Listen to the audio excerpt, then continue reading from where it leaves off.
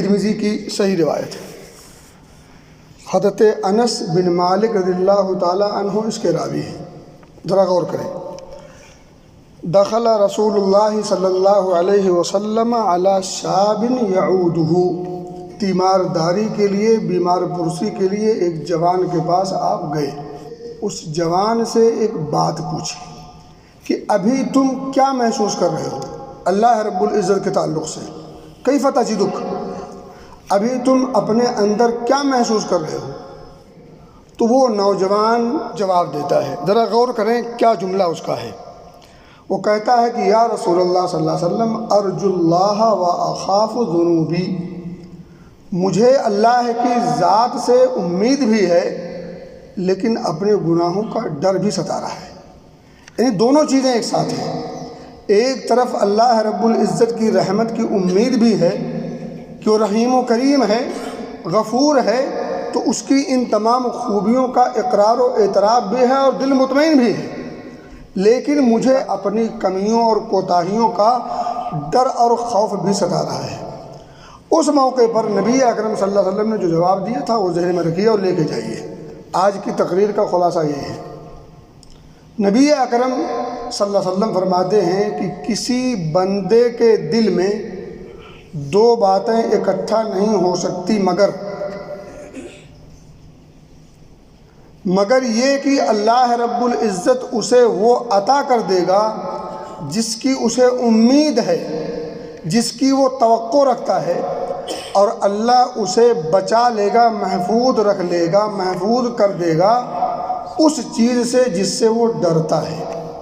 یعنی اگر ایک بندے مومن کے دل میں ایک طرف اللہ رب العزت کے تعلق سے حسن ظن ہو اور اس کی رحمت کی پوری امید ہو، ساتھ ہی ساتھ اپنی اداؤں پر غور کرتے ہوئے اپنی کمیوں اور کوتاہیوں کا ڈر اور خوف بھی ستا رہا ہو، تو پھر ایسا شخص اللہ رب العزت کی رحمت کو بھی پالے گا اور عذاب سے، اس کی رحمت سے بچاؤ کا سامان بھی پیدا کر لے گا۔ اور ان دونوں میں سے اگر کسی ایک پہلو پر کوئی بندہ غالب رہا، ادھر جھکاؤ رہا یا ادھر جھکاؤ رہا، تو پھر ایسا شخص کامیاب نہیں ہو سکتا۔ علامہ ابن قیم رحمۃ اللہ علیہ نے اس کی مثال دی ہے کہ ایک مومن کو ایک طرف اللہ کی رحمت کی امید، دوسری طرف اس کے عذاب کا خوف، یہ دونوں ہونا چاہیے۔ یہ ایسے ہے جیسے کسی پرندے کے دونوں پر، اگر کسی پرندے کا کوئی ایک پر نہ ہو یا ڈیمیج ہو تو وہ صحیح طور پر پرواز نہیں کر سکتا، صحیح طور پر اڑ نہیں سکتا۔ اس کو صحیح طور پر اڑنے کے لیے ضروری ہے کہ دونوں ڈنک، دونوں پر اس کے سلامت ہوں اور دونوں پر صحیح طور پر کام کرتے ہوں۔ یہ دونوں چیزیں ہونی چاہیے، ایک طرف رب کی رحمت سے نا امید نہ ہو، یعنی پر امید ہو، دوسری طرف اس کے عذاب کا ڈر بھی ستائے، بے پرواہ نہ ہو، اس کی پکڑ سے بے خوف نہ ہو، اس کی پکڑ کا خوف، اس کی رحمت کی امید۔ اللہ رب العزت نے یہ باتیں قرآن کے کئی جگہوں پر بیان کی ہیں۔ ایک دو آیات میں آپ کے سامنے رکھتا ہوں۔ ایک جگہ اللہ فرماتا ہے نبئ عبادی انی انا الغفور الرحیم، اے نبی صلی اللہ علیہ وسلم میرے بندوں کو، نبئ عبادی، آپ خبردار کر دیجئے میرے بندوں کو، یعنی اپنی امت کو۔ کس بات کی خبر دینی ہے؟ انی انا الغفور الرحیم، انہیں بتا دو کہ میں غفور ہوں، گناہوں کو معاف کر دیتا ہوں، بخشش و مغفرت کا پروانہ دیتا ہوں۔ بخشش اور مغفرت اور معافی کا پروانہ یہ میرے پاس ہے اور میں اچھے انداز میں اپنے بندوں کو پیش کرتا ہوں۔ انی انا الغفور الرحیم، رحمت کا بھی خاصہ میرے پاس ہے، غفور بھی ہوں، رحیم میں ہوں۔ لیکن آگے کی آیت ہے وَأَنَّ عَذَابِي هُوَ الْعَذَابُ الْأَلِيمُ، لیکن انہیں یہ بات بھی بتا دیں کہ میرا عذاب یہی تو دردناک عذاب ہے، یعنی عذاب بھی سخت ہے اور رحمت بھی بھرپور ہے۔ اب بندہ اگر ان دونوں پہیوں کو ساتھ چلے گا تو پھر اپنی منزل کو کامیابی کے ساتھ سر کر سکتا ہے اور پا سکتا ہے۔ لیکن اگر ان دونوں پہیوں میں سے کوئی پہیا بھرشٹ ہوا تو پھر جان لیجئے منزل پانے سے رہے۔ اس جگہ اللہ فرماتا ہے، مومنوں کو حکم دیتا ہے، دعا کے آداب سکھاتا ہے۔ مومنوں کو، اللہ کے بندوں کو دعا کیسے کرنی چاہیے، اس کے آداب کیا ہیں، اس کے گر کیا ہیں، تو کئی چیزوں کا تذکرہ کرتے کرتے کہتا وَادْعُوهُ خَوْفًا وَطَمَعًا، اپنے رب سے مانگو، ایک طرف امید بھی ہو، دوسری طرف خوف بھی ہو۔ اگر بندہ اچھے اعمال کرتا ہے تو اس اچھے اعمال پر اجر و ثواب کی امید اور اس کی رضا کی توقع بھی ہو، اور اس پر اچھے اچھے انعامات کی امید بھی ہو۔ دوسری طرف کمیوں اور کوتاہیوں، جو غلطیاں ہو جاتی ہیں کبھی جانے کبھی انجانے میں، تو ان اپنی کوتاہیوں اور تقصیر اور غلطیوں پر انسان کو نادم بھی ہونا چاہیے، اس کے تعلق سے فکر مند بھی ہونا چاہیے، اور اس کی پکڑ سے اور اس کے عذاب سے خوف بھی کھانا چاہیے۔ مومن کبھی اللہ کی پکڑ سے، اللہ کی تدبیر سے معمون نہیں ہوتا، کبھی بے پرواہ نہیں ہوتا۔ مومن ہو وہ اللہ رب العزت کی پکڑ سے اور اس کے عذاب سے کی پرواہ نہ ہو، یہ مومن کی شان نہیں ہوتی۔ مومن کی شان ایک طرف اللہ رب العزت کی طرف جہاں رحمت کی امید ہے، دوسری طرف اس کے پکڑ کا خوف بھی ہے۔ اللہ نے مومنوں کی صفت بیان کی ہے۔ مومن کی صفت ایک یہ ہے وَيَدْعُونَ رَبَّهُمْ خَوْفًا وَطَمَعًا، مومن اپنے رب کو یاد کرتا ہے، مومن اپنے رب سے دعا کرتا ہے، مومن اپنے رب کی عبادت کرتا ہے، ریاضت کرتا ہے، اس کو خوش کرنے کی اداؤں کو بجا لاتا ہے۔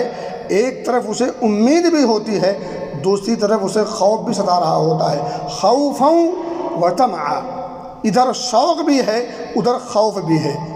اور یہی وجہ ہے کہ اللہ رب العزت نے سورہ انبیاء کے اندر چند خاص انبیاء کا تذکرہ کیا، اور انبیاء کا تذکرہ کرتے کرتے لاسٹ میں اللہ کہتا ہے انہم کانوا یسارعون فی الخیرات، یہی تو وہ لوگ ہیں جو اچھائی اور اچھے کاموں کی طرف لپکتے ہیں، بڑھ چڑھ کر کے حصہ لیتے ہیں، اللہ رب العزت کی عبادت میں کوتاہی نہیں کرتے۔ انہم کانوا یسارعون فی الخیرات، اچھے اور بھلے کاموں کی طرف بڑھ چڑھ کر کے حصہ لیتے۔ کون لوگ ہیں یہ؟ انبیاء۔ اور انبیاء کا مشن بھی یہی تھا، تو انبیاء کے ماننے والوں کی بھی ذمہ داری ہے کہ ان اداؤں کو اپنی زندگی میں اتارنے کی کوشش کریں۔ آگے اللہ کہتا ہے وَيَدْعُونَنَا رَغَبًا وَرَهْبًا، اور یہ اپنے رب کو پکارتے ہیں، ایک طرف خوف بھی ستاتا ہے انہیں، دوسری طرف شوق بھی ہے انہیں۔ رغبہ شوق کے ساتھ، توقع کے ساتھ، امید کے ساتھ، یقین ہے کہ اس کا اجر ملے گا، ثواب ملے گا، اللہ راضی ہوگا، رضا کے پھر دہانے کھلیں گے، پھر اس کی نعمتوں سے محظوظ ہوں گے۔ تو ایک طرف تو یہ ہے رغبہ، اور دوسری طرف انہیں رہبہ بھی ہے، یعنی خوف بھی ہے۔ تو میرے بھائی میرے دوست، آپ سوچیں اگر انبیاء کا یہ عالم ہے کہ اللہ رب العزت کی عبادت کرتے بھی ہیں اور بڑھ چڑھ کر کے کرتے ہیں، لیکن ساتھ ہی ساتھ امید بھی ہے، توقع بھی ہے، رجا بھی ہے، دوسری طرف خوف بھی ہے اور ڈر بھی ستا رہا ہے۔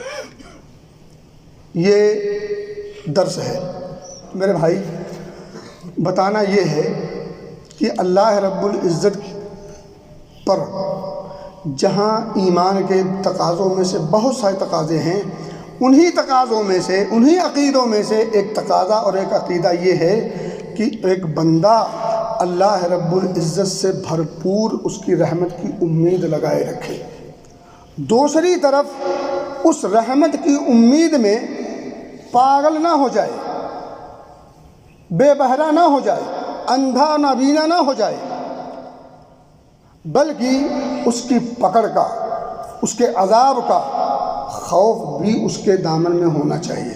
اس کے دل میں جہاں ایک طرف اللہ کی رحمت سے امید، وہیں اس کے دل میں دوسری طرف اللہ کے عذاب کا خوف بھی ستاتا ہو۔ جب یہ دونوں چیزیں ہوں گی تو انسان اچھائی کی طرف لپکے گا اور برائی سے بھاگے گا۔ انسان اچھائی کی طرف کب لپکے گا؟ جب اسے اللہ کی رحمت کی بھرپور امید ہو، اور برائی سے کب بچے گا؟ جب اسے اللہ کی پکڑ کا خوف ستا رہا ہو۔ یہی وجہ ہے کہ ہم ہر اچھے کام سے دور ہیں، کیونکہ ہمیں اللہ کی رحمت سے صحیح معنوں میں امید نہیں ہے، اور ہم ہر برے کام کی طرف لپکتے ہیں، کیونکہ صحیح معنوں میں ہمیں اللہ رب العزت کے پکڑ کا اور اس کے سامنے حاضری کا اور اس کے سامنے حاضر ہو کر کے سوال و جواب کا ہمیں ڈر نہیں ستا رہا۔ اگر ایک انسان کے اندر اللہ رب العزت سے صحیح معنوں میں امید ہو اور صحیح معنوں میں اس کا خوف ہو، اس کی پکڑ کا خوف ہو، تو ایسا ممکن نہیں کہ ایک انسان جان بوجھ کر کے کوئی اچھا عمل، خاص کر وہ عمل جو فرض ہو، اسے چھوڑ دے۔ یہ ممکن نہیں کہ وہ اس برائی کو جسے اللہ اور اس کے رسول نے منع کیا ہو، روکا ہو، اس کو کر گزرے اور وہ جان کر کے ایسا کرے، جان بوجھ کر کے، علم کی بنیاد پر، شعوری طور پر، بیداری میں ایسا وہ کرے۔ یہ ممکن نہیں اگر اس کے دل میں اللہ کا ڈر ہو اور اللہ کا خوف ہو اور قیامت کے دن حاضری کا اور جہنم کے اندر جو کچھ اللہ نے عذاب بنا کر کے رکھا ہے اپنے نافرمانوں کے لیے، اس کا اگر خوف ہو، ڈر ہو، تو پھر ایک انسان جان بوجھ کر کے برائی کی طرف اپنے قدم کو نہیں بڑھائے گا۔ اللہ کا خوف اور اللہ کی امید، اللہ کی رحمت کی امید کا مفہوم کیا ہے؟ ایک جھلک سمجھیں۔ اللہ کہتا ہے، کچھ لوگ ہمارے ہاں بہت سارے لوگ ہیں اللہ سے ڈرتے بھی ہیں اور اللہ کی رحمت کی امید بھی ہے، مگر وہ اچھا کام کرتے بھی نہیں، برائی سے بچتے بھی نہیں، تو یہ مغالطہ ہے، یہ غلط فہمی ہے۔ اس کو نہ اللہ کی رحمت کی امید کہتے ہیں، اس کو نہ اللہ کی پکڑ اور اس کے عذاب کا خوف کہتے ہیں۔ یہ ہوگا اسی وقت جب انسان اچھے کام کرے اس کی رحمت کی امید کے ساتھ، برے کام سے بچے اس کی پکڑ اور اس کے عذاب کے خوف سے۔ یہ دونوں چیزیں جب ہوں گی تب یہ بات مانی جائے گی، ورنہ یہ بات مانی نہیں جائے گی، یہ بات مانی نہیں جائے گی۔ ایک آدمی چوری سے اس لیے بچتا ہے کہ پکڑے گئے تو لوگوں کے سامنے سرزنش ہوگی، پنشمنٹ ہوگی، سزا کرے گی، لوگ لعن طعن کریں گے، برا بھلا کہیں گے۔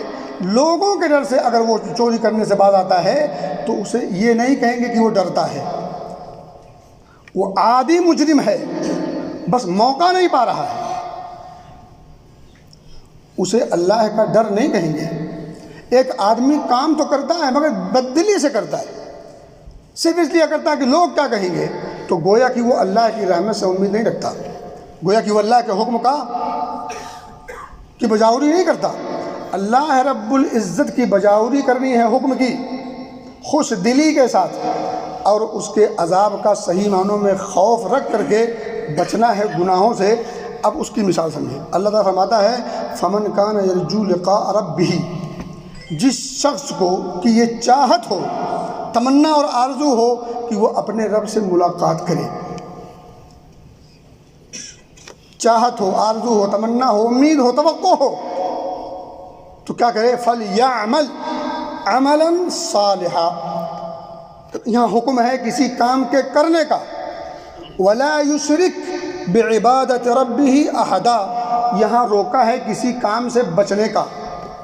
تو اعمال صالحہ کرنا اس کی رحمت کی امید کے ساتھ، اور برے کاموں سے بچنا اس کے عذاب اور اس کی پکڑ سے کے خوف کے ساتھ۔ یہ دونوں چیزیں اگر آپ کی زندگی میں ہیں، اس کے بعد بھی اگر کچھ کمی کوتاہی رہ جاتی ہے تو آپ کو یہ پتہ ہونا چاہیے پھر اللہ غفور ہے۔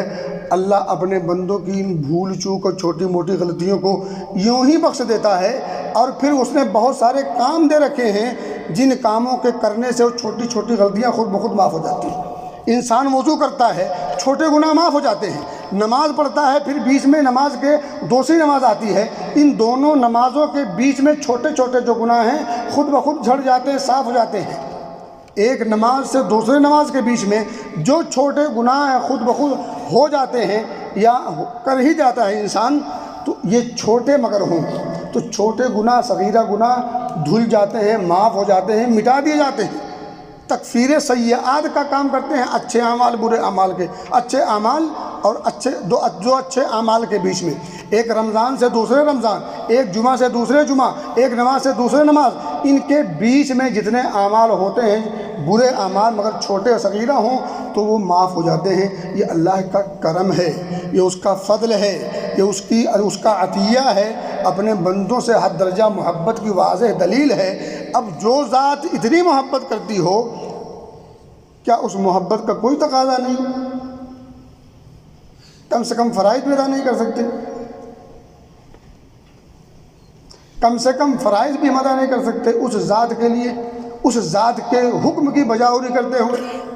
کیا کم سے کم ہم کبیرہ بڑے بڑے گناہوں سے اپنے آپ کو روک نہیں سکتے؟ جس نے آپ کو جہنم جیسی آگ سے بچانے کی تدبیریں پیش کی، اور جہنم کا عذاب معمولی نہ سمجھیے۔ یہی دیکھ لیں، ہلکی سی ٹھنڈی بڑھ جاتی ہے، ہلکی سی گرمی بڑھ جاتی ہے تو پھر کیا ہوتا ہے؟ ٹھنڈی بڑھ گئی تو مصیبت، گرمی بڑھ گئی تو مصیبت، ہوا تیز ہو گئی تو مصیبت۔ یعنی عادت سے تھوڑا زیادہ کوئی چیز بڑھ جاتی ہے تو ہم برداشت نہیں کرتا۔ یہ جسم میں اتنی طاقت نہیں کہ وہ ٹھنڈی ایک لمٹ سے زیادہ ہو تو برداشت کر سکے، گرمی برداشت کر سکے، ہوا برداشت کر سکے اور دیگر چیزیں۔ جہنم جو سراپا آگ ہے وہ عذاب ہی عذاب ہے۔ اللہ کہتا ہے وَأَنَّ عَذَابِي هُوَ الْعَذَابُ الْأَلِيمُ، دردناک عذاب ہے، دردناک عذاب ہے۔ اس عذاب کی تاب بندہ نہیں لا سکتا۔ اس جسم انسانی کے اندر اللہ نے وہ طاقت رکھی، اور ایسے ایسے عذاب ہے، اللہ الحفیظ، اللہ محفوظ رکھے۔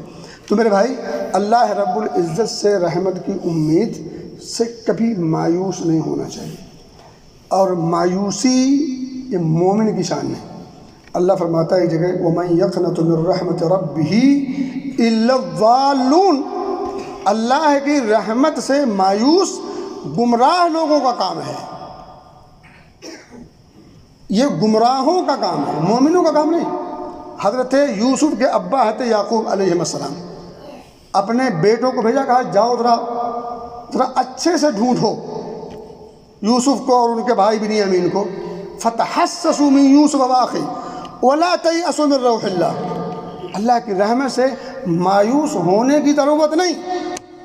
حالانکہ بیٹے کہتے تھے کہ آپ سٹھیا گئے، آپ کی عقل نے کام کرنا چھوڑ دیا ہے، لیکن وہ وقت کے نبی تھے۔